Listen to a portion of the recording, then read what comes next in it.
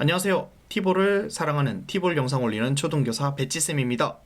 드디어 모두를 웃고 울게 만들 2025 전교대 관련 정보가 나와서 변경점 먼저 여러분들께 빠르게 공유하려고 이 영상을 만들었습니다. 네, 이번 전교대 영상의 모토는 2025 우리들의 빛나는 순간들입니다. 항상 갈 때마다 새로운 팀, 그 다음에 새로운 얼굴들이 나와서 대회를 빛내주고 있는데요. 올해도 마찬가지지 않을까 싶습니다. 또 여러 멋진 장면들을 또 다양한 선수들이 보여줄 거라 감히 예상하고 있습니다. 여러분의 공격, 수비, 주루, 송구, 무엇이든지 행성에서 찬란하게 빛나는 그 한순간을 기대하면서 저도 최대한 그 순간들을 제 카메라로 오롯이 담아서 여러분한테 큰 추억이 될 수 있도록 저도 노력하겠습니다. 자, 눈치채신 분들은 아셨겠지만 가로로 읽으면 Our Shining Moments, 우리의 빛나는 순간들이고요. 세로로 읽으면 2025 원, 그 다음에 초록색 글자만 읽으면 티볼의 T자도 형상화를 해보았습니다. 자, 전체적인 대회 포맷은 작년 영상을 참고해주시면 감사하겠습니다. 저도 새로운 조추첨이 나오면 또는 새로운 정보가 나오면 그때 제대로 된 풀 영상을 만들도록 하겠습니다. 작년 영상에서 말씀드렸던 것처럼 원래는 올해 부산 기장현대차 드림볼파크에서 개최하는 것이 유력한 것이 맞습니다. 그러나 이제 야구장 대관 및 현지 사정으로 최종적으로는 6월 26일 목요일 횡성 베이스볼 파크에서 작년에 이어서 다시 전교대가 개최되는 것으로 확정이 되었습니다. 2년 연속으로 횡성에서 개최가 되네요. 아무래도 이 거리상 이득을 볼 수 있었던 영남권 교대 그리고 광주교대에게는 좀 달갑지 않은 소식인 거는 맞는 것 같습니다. 반면 수도권 교대랑 춘천교대에게는 분명히 이게 거리상의 이득을 보는 거는 맞기 때문에 좀 기분 좋은 것이지 않을까라는 조심스러운 예상을 해봅니다. 자, 전교대 큰 메리트 중 하나였죠. 10개 구단, 12개 팀이 후원 구단 유니폼을 입고 그라운드에서 뛸 수 있다는 거였는데요. 2024년 전교대에서는 마킹이 없는 유니폼이 나왔고요. 아쉽게도 2025년 전교대부터는 자체적으로 유니폼과 모자를 제작해야 됩니다. 상표권 이슈라고 하네요. 그리고 기존 유니폼은 일정 기간은 유예를 부여해서 혼용 가능하다고 연락을 받았습니다. 가장 간단한 유니폼은 사실 기존과 비슷하게 만들어 달라고 하면 될 것 같은데 과연 특색 있는 유니폼이 제작하는 팀이 나올지도 조금 이슈가 될 것 같습니다. 자, 이번 대회 일정상 가장 큰 변동이 있는데요. 기존에는 조추첨을 진행하고 엔트리를 제출하는 방식이었습니다. 근데 이제 전교대 이후에 타 교대에서 건의사항이 들어왔었습니다. 이 서울경인이 형제팀을 운영하는데 조추첨까지 보고 엔트리를 짜는 것은 너무 불합리하다라는 건의사항이 나왔습니다. 이게 너무 민감할 수 있을 것 같아서 제가 그 전에 따로 영상을 만들지 않았는데요. 최초에 구단들이 각 교대를 후원하면서 자연스럽게 이게 발생을 했었습니다. 서울교대와 경인교대가 한 팀씩 시드에 올려놓았기 때문에 이번에 문제가 수면 위로 올라오지 않았나 싶습니다. 잘 모르시는 분들을 위해 먼저 형제팀 운영의 장점에 대해서 말씀을 드리겠습니다. 이게 다른 교대의 경우에는 팀 내에서 11등에서 20등 하는 선수들이 주전으로 뛰지 못합니다. 근데 형제팀을 운영하면 팀 내에서 이제 상대적으로 주전에 밀리는 선수들도 형제팀에서 주전으로 뛸 수 있어서 저학년 때의 실전 경험을 올릴 수가 있고요. 그리고 전략적으로 자유롭게 팀을 이적하고 팀 편성이 가능합니다. 당연히 두 팀이니까 물리적으로 계산하면 시드 딸 확률이 한 팀일 때에 비해서는 올라가겠죠. 근데 형제팀을 운영하는 게 장점만 있냐? 아닙니다. 단점도 만만치 않게 있습니다. 바로 형제팀도 게임을 해야 되지 않습니까? 그러려면 단일팀에 비해서 이제 주전 또는 직부, 준주전급들을 형제팀으로 보내야 됩니다. 그러면 물리적으로 반반 나눈다고 해도 양팀이 1.5군이 되어버리고요.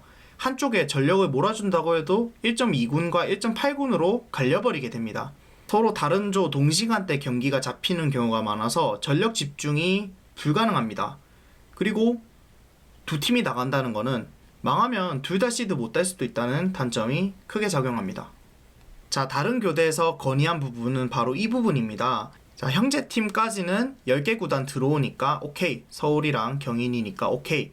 그런데 서울 경인은 조편성 보고 엔트리 짜서 전력 분석하고 데뷔를 할 수가 있는데 타 교대들은 누가 어느 팀으로 나오는지 대회 당일까지 알 수가 없다. 이거 정보 불균형 아니냐.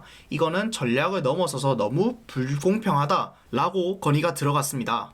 그래서 저 같은 경우에는 이게 지금 옳고 그름의 영역이 아니라 생각하는 방식에 따른 차이라고 생각했기 때문에 어떻게 판단하든 연맹의 판단이 옳다고 생각을 했고요. 만약에 연맹이 전략적으로 이것을 팀 구성하는 일종의 전략이라고 생각할 경우에는 문제없다, 현행 유지를 선언할 것이라 생각했고요.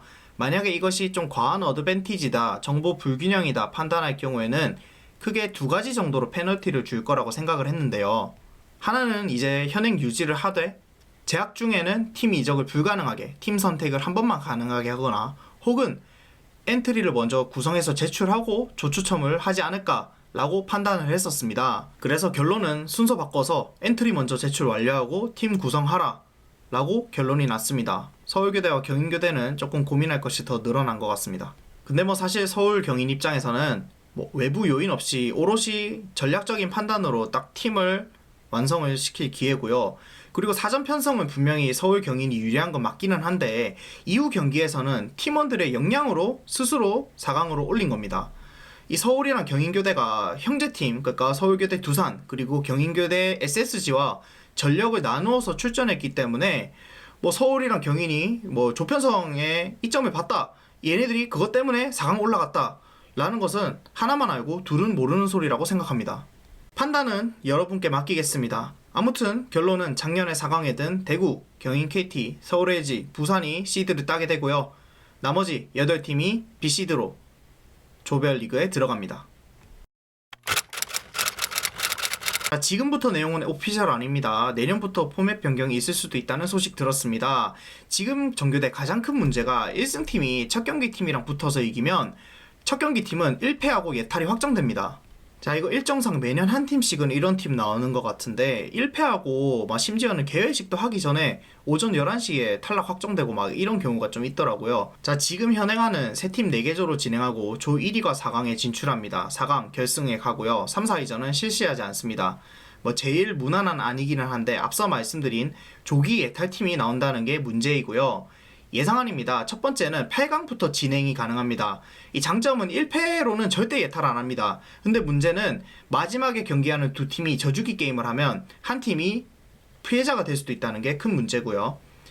두 번째 예상안입니다. 네 팀이서 3조를 하게 되는데 이 경우에는 약팀도 3경기를 할 수가 있지만 경기 수가 무조건 늘어나서 아마 하루에는 진행 안 될 겁니다. 경기장 3개 쓰던가 1박 2일을 해야 됩니다. 마지막 방법은 서울이랑 경인을 한 팀으로 단일화를 하고 뭐 5팀 2조로 해서 이제 4강 결승을 이렇게 하던가, 여하튼 간에 결국은 경기 수가 늘어나는 것은 막을 수가 없습니다. 아무튼 뭐 이거는 사실 저희 손은 떠났고요. 예산이 일단 있어야 되겠고요. 회의 결과가 어떻게 되느냐에 따라 달라지지 않을까요? 이 부분도 여러분의 좋은 의견 부탁드리겠습니다. 아무튼 이미 대회 준비는 시작되었습니다. 6월 26일 횡성에서 뵙겠습니다. 여러분의 빛나는 순간을 위해 저도 노력하도록 하겠습니다. 그러면 다음 시간에 만나요. 끝!